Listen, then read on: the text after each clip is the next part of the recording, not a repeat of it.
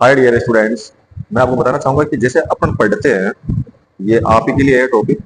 यानी कि अपन आप लोग जब पढ़ते हो, नेचुरल आप भी थक जाते होंगे। तो मैं उसके लिए आपको 3 स्टडी हैक्स टेक्निक बताने जा रहा हूँ।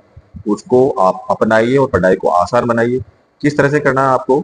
आपको सबसे पहली टेक्निक होती है, उसको बोलते हैं पोमोडोरो टेक्निक। यानी कि पोमोडोरो टेक्निक का मतलब ये होता है कि 25 मिनट तक आपने पढ़ाई की और 5 मिनट का आपने ब्रेक लिया। इस तरह से आपको 4 ब्रेक लेने, 25-25 मिनट के 4 ब्रेक, और चौथा ब्रेक होगा वो आप लॉन्ग ब्रेक ले सकते हो, यानी कि 20 से 25 मिनट का। ठीक है, पहली टेक्निक ये होगी आपके पास। अब मैं बताना चाहूंगा, इसको बोलते हैं पोमोडोरो टेक्निक। इससे आपका माइंड फ्रेश रहेगा, आप अच्छी तरह से टॉपिक को पढ़ पाओगे और लर्न कर पाओगे। उसके बाद होती है दूसरी टेक्निक। दूसरी टेक्निक ये होती है, उसको बोलते हैं एक्टिव लर्निंग। अब एक्टिव लर्निंग कैसे होगी?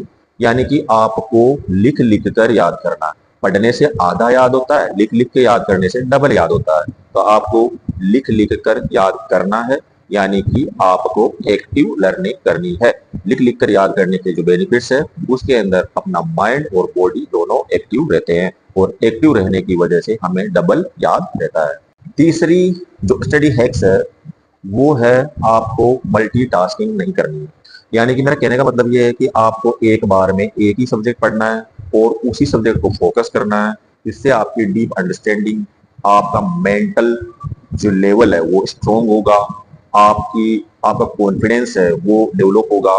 तो आपको एक बार में एक ही सब्जेक्ट पढ़ना है। और 3 जो स्टडी हैक्स बताए, इनको आप आज से ही इस पैटर्न पे पढ़ना स्टार्ट कीजिए। निश्चित रूप से आपको बेनिफिट होगा। इन हैक्स को आज से अपनाओ और अपनी पढ़ाई को आसान बनाओ।